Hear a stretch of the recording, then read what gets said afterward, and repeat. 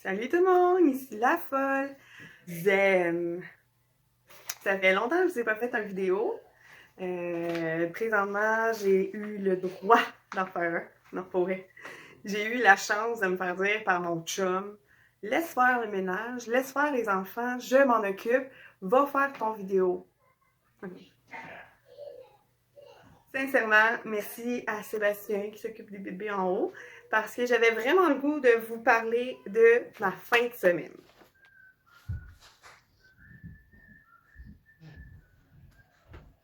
Me voici dans ma bibliothèque à jeux. Je me sens plus à l'aise ici pour vous parler de mon jeu. Qui, en gros, dans le fond, j'avais dans l'idée de faire un meurtre et mystère avec un live vampire, avec une introduction pour certains joueurs qui n'auraient jamais touché au principe. Donc, simplifier les règles de vampire. C'est un peu ça que j'ai fait, mais en fait, j'ai pas présenté le jeu à personne. J'avais des joueurs autour de moi qui étaient beaucoup plus expérimentés que moi. Mais, au final, tout le monde a eu du plaisir. Mais on s'entend que j'avais pas rodé le jeu.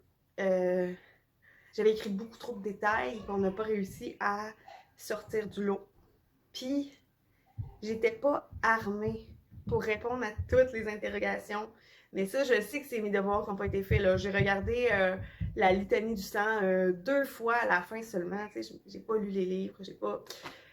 Mais tu sais, c'est ça. Le scénario en tant que tel, moi, je pense que c'est ça la force, dans le sens où le système de jeu que j'ai créé est une ébauche, puis je vais travailler là-dessus si jamais je veux la refaire. Mais je vous raconte l'histoire.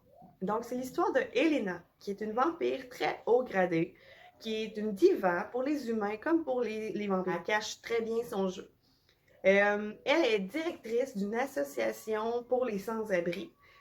Puis cette association-là cache, dans le fond, une Earth, puis un Heaven pour les vampires qu'elle considère être assez hot. Bon. À ce moment-là, ça veut donc dire que les sans-abri qui participent à l'association, c'est-à-dire ça ressemble tout simplement à un centre avec de quoi boire, de quoi manger pour eux, de quoi se réchauffer, des petits camps, des intervenants, coup-ci, coup-ça, des ghouls, là, au final. Tout ça cache une banque de gens sur qui se nourrir. Tout ça cache des étages inférieurs, c'est-à-dire 8 étages de sous-sol. Pourquoi des sous-sols et non pas des étages supérieurs? Parce qu'on est des vampires, on ne peut pas être au soleil. Donc, 8 étages inférieurs, mais pas juste pour dormir le jour, mais aussi pour jouer, pour avoir des spectacles. J'ai fait un étage que c'était simplement juste une forêt synthétique, avec un ciel synthétique à l'ordi style. Puis les gens peuvent se promener comme, ben, les vampires peuvent se promener dans une espèce de forêt imaginaire. C'est comme dans un jardin d'Éden, au final. Là.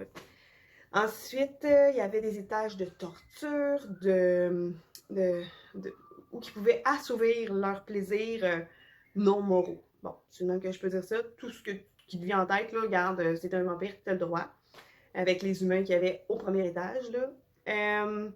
Fait que c'est ça, il y avait 8 étages, puis les étages finaux, ben, c'était les appartements de Elena, de son conjoint Bertrand, qui est un agent d'artiste, son agent d'artiste, qui est aussi un très grand directeur d'une compagnie là, immense, là, cette compagnie-là, qui se trouve à être le rang multimilliardaire.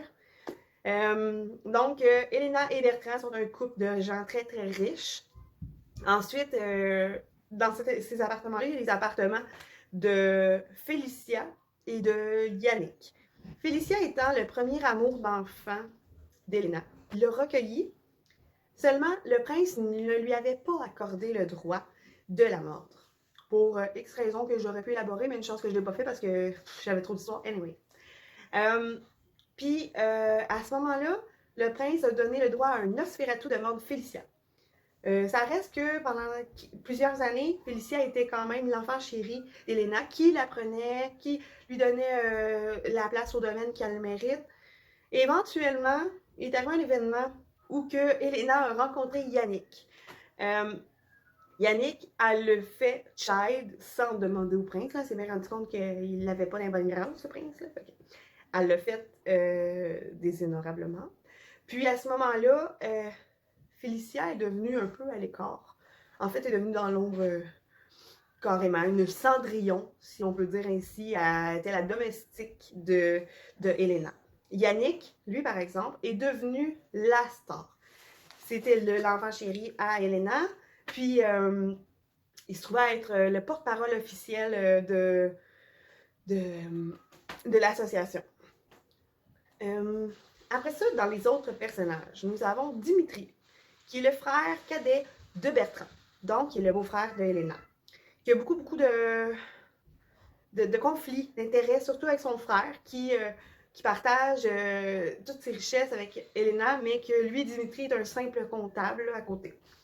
Il envie beaucoup aussi Bertrand par rapport au fait que le premier amour de Dimitri et d'Helena, c'est ça, c'est qu'il était en amour plus jeune, mais Bertrand, avec tout le pouvoir qu'il avait, il a pris Helena comme femme, puis Dimitri est resté caché à travers ça. Ensuite, Yannick a un conjoint. Yannick est en couple avec Ken. Les deux sont des célébrités, là, au même titre qu'Helena, aux yeux de la population humaine, en cachant, bien entendu, leur nature vampire. Donc, si on parle de Yannick, avant, c'était un danseur. Maintenant, c'est un comédien de théâtre. Tandis que Ken, lui, c'est un Instagrammeur, YouTuber, quelque chose de vraiment hot, là, qui est Snapchatter, je sais pas comment ça s'appelle, là, mais il est dans tous ces réseaux sociaux-là, puis il y a la cote, là, tu sais, genre des millions de vues, puis des millions d'abonnés. Ce qui est intéressant avec Ken, c'est qu'il y a aussi une page Instagram, une page Facebook, une page de tout ça, pour son chat star. Puis son chat star se retrouve à avoir la même popularité que Ken. Ce couple-là, donc, faisait partie des invités ce soir-là là, pour la soirée commémorative.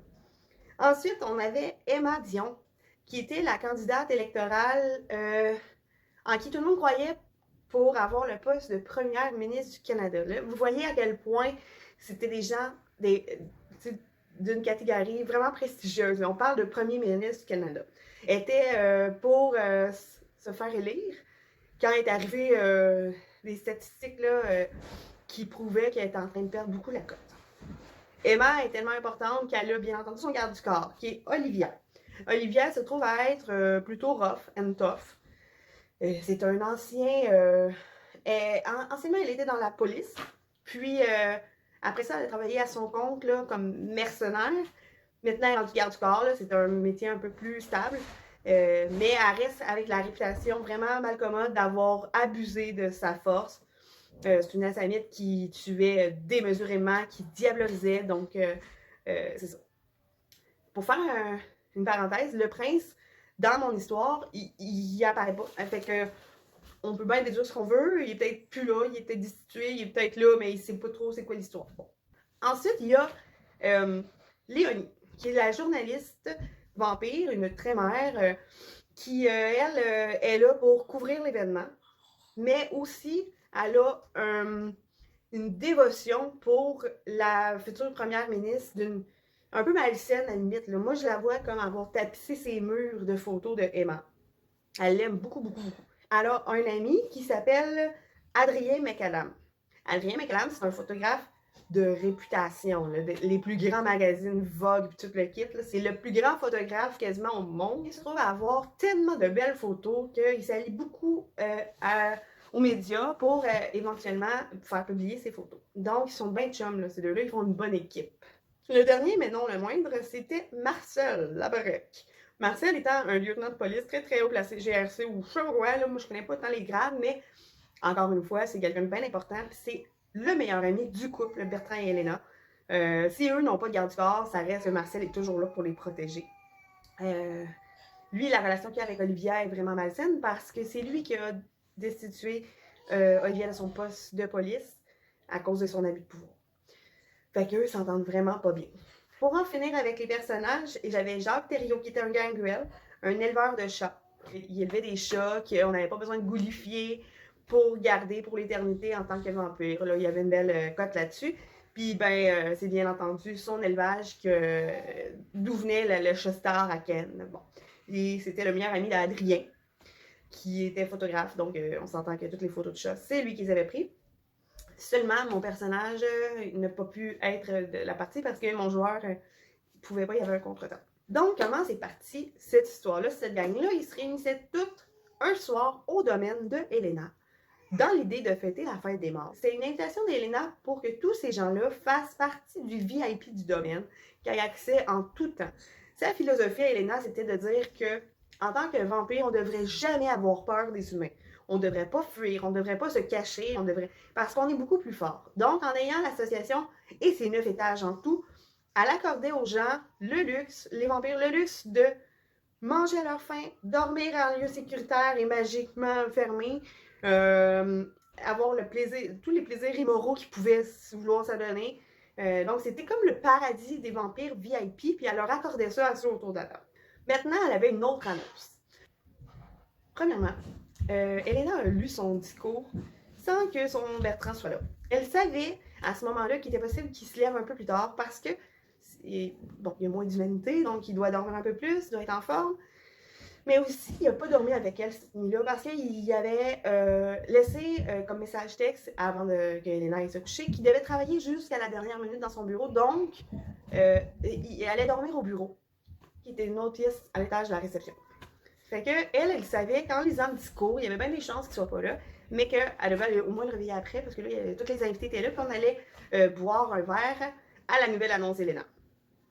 L'annonce d'Helena, c'était que Bertrand se lançait en politique, qu'il voulait avoir la présidence, donc devenir premier ministre du Canada. Puis contre la concurrente qui était présente ici même, Emma. Elle demande à Félicia d'aller réveiller Bertrand. Au moment où Félicia arrive dans la pièce, Bertrand n'est pas là. En fait, Bertrand est là. Il est en poussière sur le lit.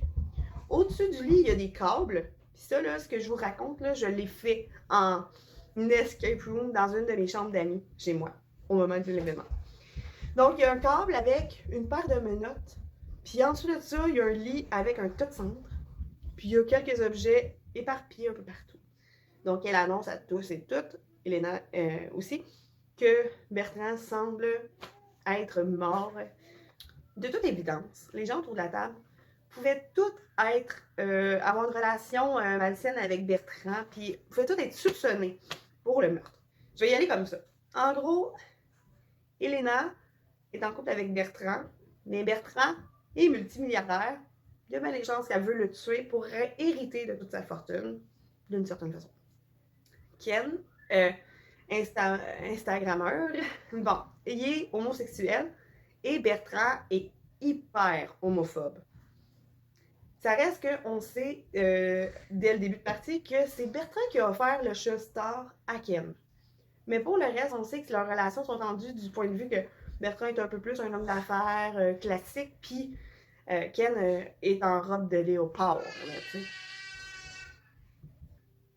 Yannick est le petit préféré de Helena, puis ça peut toujours causer de la jalousie. Ça pourrait être lui par rapport au fait que lui aussi est homosexuel, il sort avec elle, puis ben, Helena l'aime beaucoup, puis peut-être qu'il prend trop de place, tu sais. Emma, la candidate à la présidence canadienne, on s'entend que, ben là, c'est ça. Léonie, qui a une fascination pour Emma, on se dit que peut-être qu'elle veut protéger la candidate qu'elle trouve idéale comme première ministre. Peut-être. Marcel est le meilleur ami du couple. Par contre, qui dit que Marcel n'a pas développé un amour pour Helena, qui dit que Marcel n'a pas eu de la chicane avec Bertrand, ils sont si proches. Olivia, ben, c'est un assamite sans cœur qui tue des fois pour rien. Fait que déjà là, on s'entend qu'elle pourrait tuer. Puis en plus, ben, elle protège le compétiteur officiel de Bertrand. Félicia est gris, amère. Il avait donné espoir d'une belle vie. Puis finalement, ben, elle se trouve être la Cendrillon de la gang, la domestique, là, tu sais. Dimitri, le frère, ben lui, se trouve avoir le rôle de comptable. Se trouve à être... elle s'est fait enlever son premier amour par son frère. Puis, ce qu'on sait pas à ce moment-là, c'est que c'est ça, il y a beaucoup moins d'argent que son frère à cause de justement son statut, malgré la réputation que son nom de famille peut avoir, il se trouve être dans l'ombre depuis toujours. Jacques, l'éleveur de chats, a élevé le minou, le chat qui a été donné à Bertrand, et lui, Bertrand, a donné le chat à Ken. Au début de l'histoire, on ne sait que ça, mais ça prendra pas de temps de se rendre compte qu'il y a une manigance à travers le chat, là, pas normal. Là. Adrien, notre titre photographe, on va s'apercevoir qu'il y a quelque chose de incompréhensible dans la qualité de ses photos, voire quelque chose de magique dans la qualité de ses photos. C'est comme ça devient de plus en plus flagrant que c'est pas naturellement son talent là, qui fait que ses photos sont si appréciées. Donc voilà pour les personnages. Ensuite, les gens avaient le droit d'aller dans la salle où que Bertrand avait été trouvé ensemble et fouiller. Là, à ce moment-là, il y avait des vêtements de Bertrand, un ordinateur, il y avait des calepins, il y avait de l'argent, donc il avait le droit d'aller mettre la pièce en dessous, puis chercher les petites informations.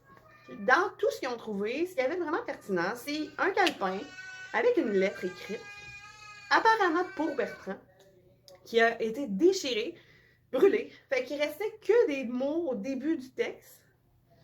Puis ça dévoilait qu'il y avait de la manigance qui entourait la boîte à dons, Ken, le chat, secret, mot de passe.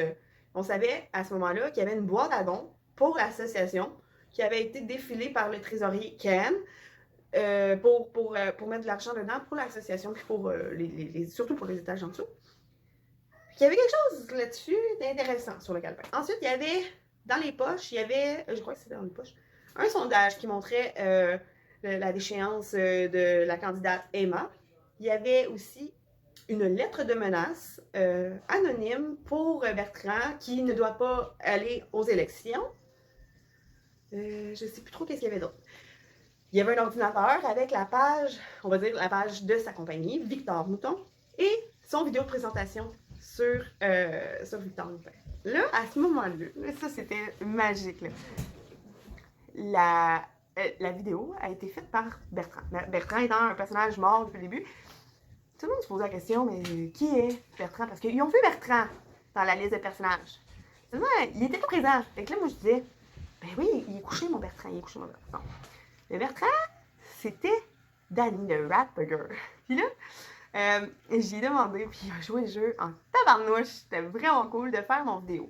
J'ai envoyé un petit scénario. Lui, il a joué avec ça, il en a rajouté, il s'est donné. Il a fait un super montage, fait que j'ai un super vidéo de la compagnie Victor Mouton avec mon Bertrand dessus qui présente la compagnie, puis un petit peu d'affaires, là, des affaires dessus. Bonjour à tous. Bien que plusieurs parmi vous me connaissent déjà, je prends le temps de me présenter tout de même. Je suis Bertrand Arnold, président de la marque Victor Mouton.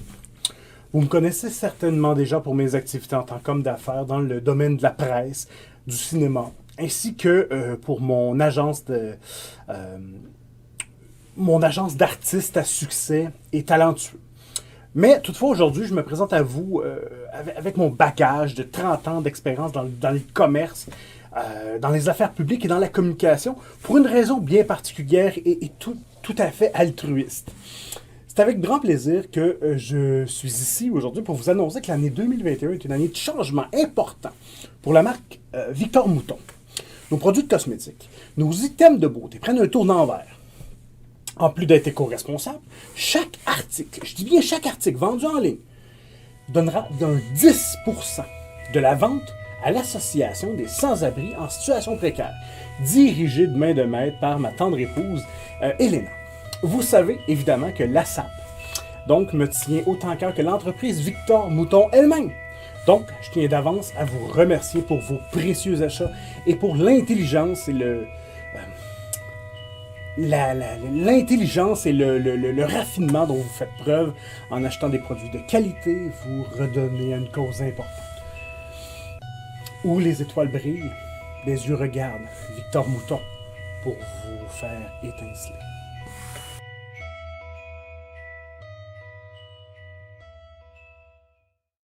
Fait que ça a été mon premier caméo que j'ai trouvé vraiment génial. Fait que les gens ont pu avoir accès à ces informations-là. À partir de là, il est arrivé plusieurs situations. Les gens se sont mis à douter de moi. Parce que, j'avais il n'y avait pas grand-chose qu'il savait sur la situation qui s'était présentée la veille. Moi, j'ai présenté un texto de Bertrand qui disait à sa femme, inquiète pas, je vais rester au bureau toute la nuit, toute la journée. On se revoit demain avant ou après ton discours, réveille-moi. Et la seule information, le seul alibi qu'il y avait, c'était Félicia qui avait fait préparé la réception tard et qui était tout près dans les cuisines à entendre au bureau des relations sexuelles, des ébats. Là. Puis elle s'est pas posé d'autres questions que ça. C'est juste que quand elle a été se coucher, le soleil allait se lever, puis il n'y a personne qui est sorti de cette pièce-là. Elle s'est demandé comment, sûrement que les gens allaient dormir là. C'est la seule chose. Ensuite, donc, t'as Elena qui se fait un peu rentrer dedans. T'as Marcel qui la défend. Il commence à avoir des gens qui cherchent la bisbille. Elena demande à ce moment-là qu'on vide nos poches sur la table pour avoir d'autres preuves d'alibi ou quoi que ce soit. Quand que les gens vident leurs poches sur la table, il y a des gens qui ont... il n'y a pas grand-chose qui est compromettant, mis à part Marcel qui a un pieu. Marcel qui a déjà la force pour tout. C'était soupçonneux qu'il y ait un objet pour exactement blesser un vampire. Ce qu'on s'aperçoit plus tard, c'est que ce pieu-là est arrivé... Non, attends, on s'en aperçoit pas. En metagame, on le sait que Olivia, avec son stealth de Dassamite, a réussi à prendre un pieu et le mettre dans les poches pour qu'il se fasse passer pour le méchant. Bon. Sinon, dans les autres poches, c'était relativement bien, sauf si les gens avaient réussi à user de leur pouvoir pour manipuler mon esprit. Ce qui est arrivé. Il y en a un parmi eux qui a manipulé puis qui a pris ma main puis qui a dit non, ça c'est pas important. Attends, il a utilisé hypnotise. Ouais, hypnotise. Donc c'est Adrien McAdams. Il m'a hypnotisé afin que je ne vois pas qu'il détenait un pacte avec le démon. Le pacte avec le démon se trouvait à être un pacte qui scellait la popularité qu'il allait avoir pour ses photos avec en prix une tête de vampire à chaque fois qu'il voulait que sa photo ait plus de pouvoir. Ça pouvait aller n'importe où. Là. Les premières photos augmentaient un peu de pouvoir. Par exemple, je sais pas moi, le premier pouvoir pouvait être tu tues un vampire et tes photos n'auront plus jamais besoin d'être touchées parce que tous les petits défauts vont être partis. Ok, deuxième pouvoir. Tu tues un vampire et chaque personne sur tes photos aura le bon profil. Va paraître 5 à 10 ans plus jeune. Va avoir le meilleur éclairage. Après ça, plus que tu tuais des vampires, plus que tes photos devenaient magiques. Là. À un moment donné, ça l'accordait du pouvoir, par exemple, à Adrien.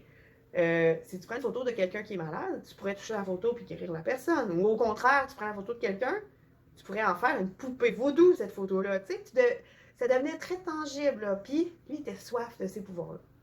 Ce qui a fait en sorte que sa relation avec la Samite, Olivia, si on recule de quelques années, était assez particulière. C'était sa mercenaire qui a tué jusqu'à, attention, 24 vampires pour lui. Il avait abusé du pacte avec le démon. Donc, ses photos, aujourd'hui, là, il était de l'or là, pour lui. Les photos avaient les plus belles cotes de l'univers. Ensuite, il pouvait toucher aux photos, ressentir les personnages. Il y avait beaucoup d'accès au pouvoir que les photos lui apportaient grâce au pacte. Mais ça, pas personne ne le sait à cause de son pouvoir de ce type. Ce qui est important à savoir aussi, c'est que Ken, le maître du chant, a aussi un pacte avec le même démon. C'est un pacte qui se définit autrement, par contre. Ça dit, dans le fond, Ken, qui est très, très, très naïf dans la vie, qui est très, très plein d'énergie, mais peut-être pas placé à la bonne place. Hein, il a reçu le chat par Bertrand. Bertrand lui a offert le chat en disant « Voici un cadeau parce que tu fais partie de notre gang et voici un contrat que tu dois signer si tu veux avoir le chat. » Fait que Ken a regardé le pacte.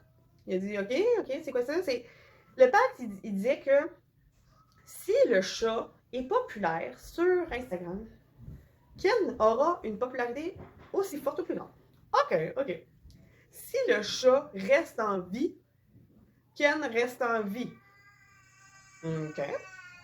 Si le chat se fait enlever son collier, Ken tombe en torpeur à ce moment-là et perd tous ses pouvoirs. Ouais, que ça peut bien faire à Ken. Dans le fond, lui, tout ce qu'il a vu, là, c'est chick-a-ching, je vais être populaire parce que mon chat va être populaire, puis ça va m'accorder tout ce que je veux dans la vie, être populaire. Bon. Parce que, on va te le dire, chaque feuille de personnage avait une soif. Soif de popularité, soif d'argent, soif de contrôle, soif de pouvoir, soif de... Fait que c'était comme leur nature, et on s'entend, soif de popularité, ça appartenait à Ken. Autre information pertinente, c'est que presque personne n'est au courant, mais Yannick et Ken se sont chicanés. Ils n'étaient plus ensemble. Tu s'en cachera pas, il y a eu une chicane avec Elena parce que s'ils sont plus ensemble, c'est que Elena a couché avec Yannick. Puis, ce qu'on sait pas à ce moment-là, c'est que Elena, à son fou bien couché avec Yannick parce que Ken, il a volé, Ken qui est son trésorier, en qui il avait confiance, a volé 50 000 dans les caisses de l'association. Donc, l'histoire se poursuit avec des informations ici et là. Les gens devaient trouver qui avait fait quoi.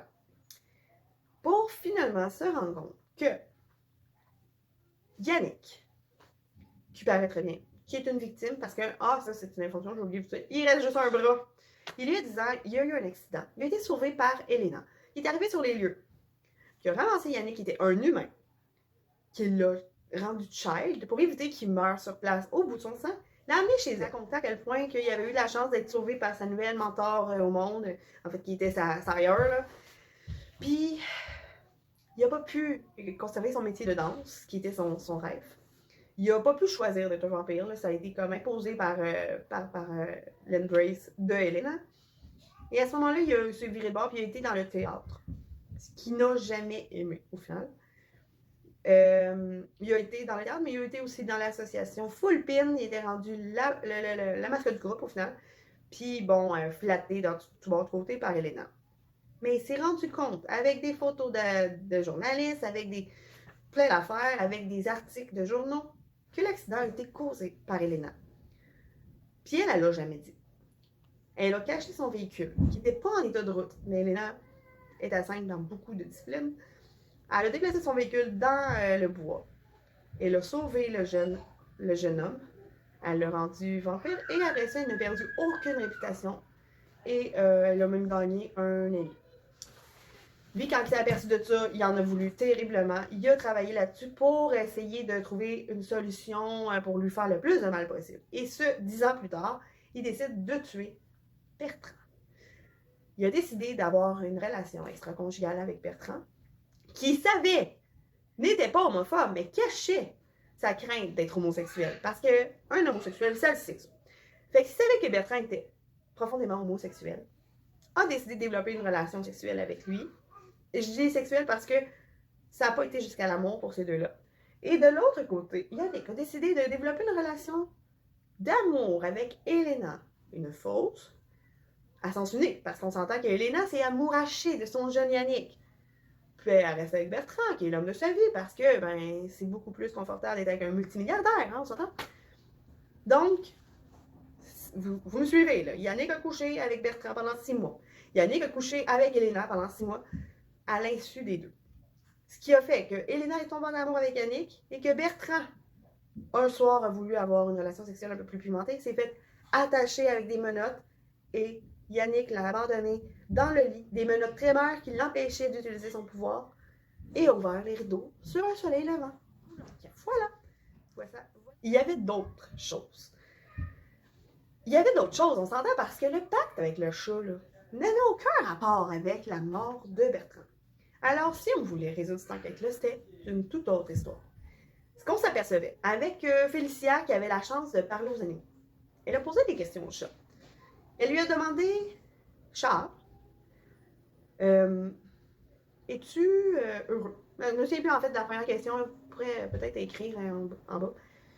Puis en fait, je me souviens de la réponse qui était, je ne suis pas dans le bon corps. La deuxième question qu'elle a posée était, et pourquoi le collier? Pourquoi l'importance autour du collier? La réponse du chat, le collier est ma prison. Là, ensuite, elle devait sortir de la pièce pour aller vers le chat, avoir un contact et avec ses pouvoirs, le summoner. Avant ça, Dimitri, qui voulait tout faire pour Helena, Helena lui avait dit, il faut absolument qu'on trouve pourquoi il y a eu un pacte avec le démon, notre cher Ken, a demandé à Dimitri, essaie d'avoir le chat. Il a réussi. Il a réussi avant que Félicia fasse son summon. Bon, c'est pas grave. Et j'ai reçu un chat par la tête. Attention! Je me suis fait lancer un chat comme un ballon tout de bord. Bon, on s'entend, c'est un toutou, là? Bon. Fait que Elena a eu la chance d'ouvrir le collier du chat devant un Ken qui s'effondre devant elle. Pour qu'apparaisse à la place du chat, dans une vidéo, là, pour qu'apparaisse à la place du chat un homme flambant nu que tous connaissent, qui est Igor Arnold, le père de Dimitri et Bertrand.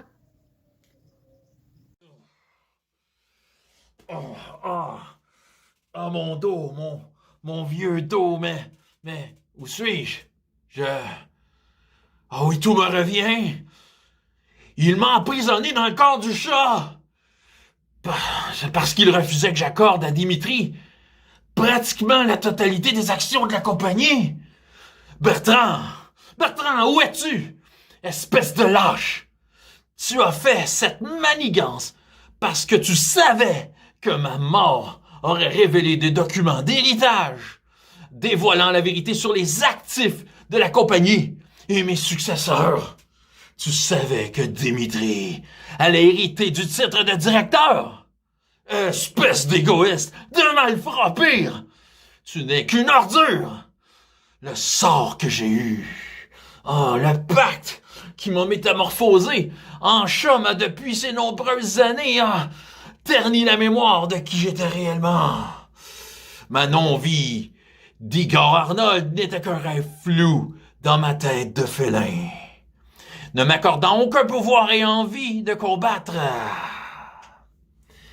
Jack, Ken, vous avez su donner à ce chat une vie de rêve pour vos bons soins. Sincèrement, merci.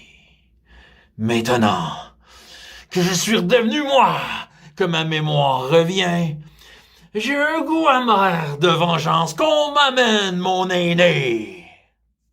J'allais demander à François Letarte de me acter sur vidéo l'arrivée de Igor Arnold qui sort enfin du chat, qui a été enfermé dans le chat par Bertrand, parce que Bertrand avait su que Igor allait offrir tous ses actifs, tout son argent, toute sa compagnie à Dimitri, qui méritait amplement le titre de directeur de la compagnie à la place de Bertrand. Je comprends maintenant que Bertrand a payé de ses péchés capitaux. Il a toujours su abuser, étant avare, orgueilleux, colérique. Et il se livrait sans retenue au plaisir sexuel, action fatale ce coup-ci.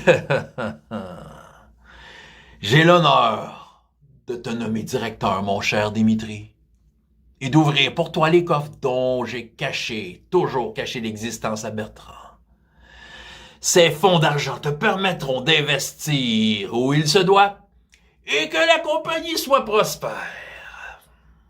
Quand que Bertrand a su ça, il savait que si Igor mourait, la succession aurait été comme à Dimitri par les papiers. Donc, il a décidé de enfermer son père dans un chat, prendre le contrôle du bureau, trouver toute la paperasse, blablabla. Puis avant qu'arrive quoi que ce soit, Igor était rendu disparu. Et Bertrand avait par intérim pris la place de son père dans le bureau du directeur. Et avait donné à peine le rôle d'un comptable poche à Dimitri dans l'ombre. Fait que ça, c'était épique, n'est-ce pas, François? Fait que les gens ont assisté à cette finale incroyable. Finalement, on s'est assis autour de la table, puis on a parlé qui pensait qu'il était le meurtrier. Puis en fait, personne n'était au courant à ce moment-là, sauf un. Un seul autour de la table a réussi à deviner que Yannick avait fait le meurtre. Et c'était Adrien Megalan, joué par de main de maître, là. On pourrait donner une médaille par Christophe de Pilule Rouge. Il était... Christophe a découvert, Adrien a découvert par un dernier sacrifice de vampire, le 25e. Il a découvert que, en fait, commençons par le début, là.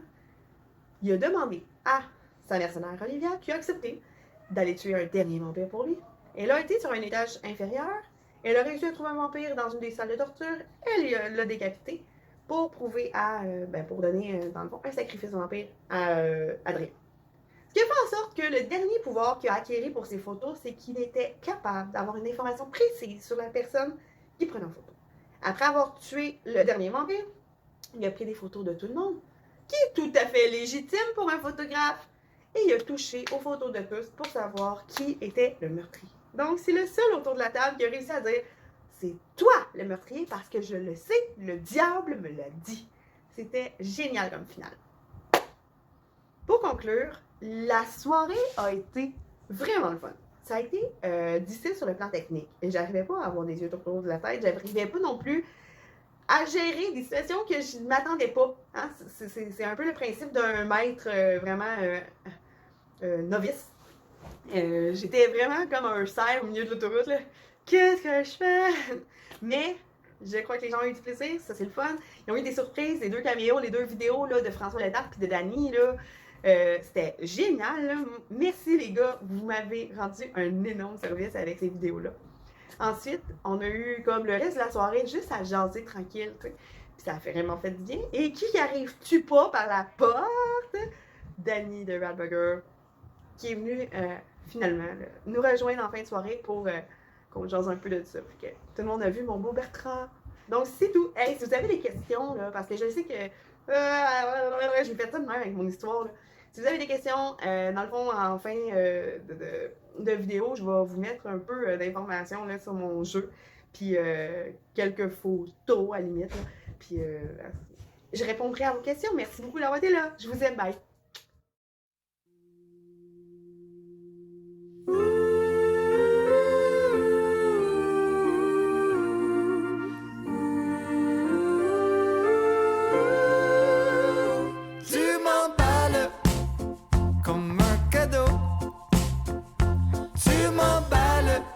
Tu me couvres la peau de ton papier, je suis captif, pris dans ton ruban adhésif. Tu m'emballes comme un jouet qu'on ne dévoile que le jour de Noël. Sous ton sapin, je vais attendre. Ouvre-moi le 25 décembre.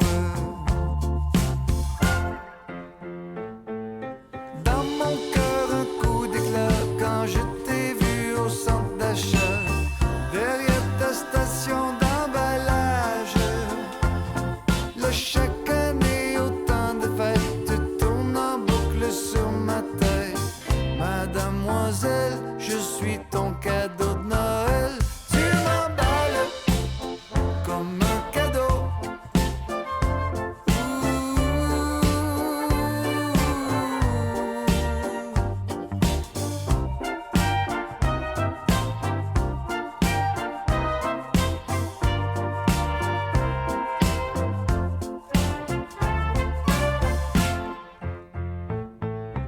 Dans mon cœur un coup d'éclat quand je t'ai vu au centre d'achat, derrière ta station d'emballage.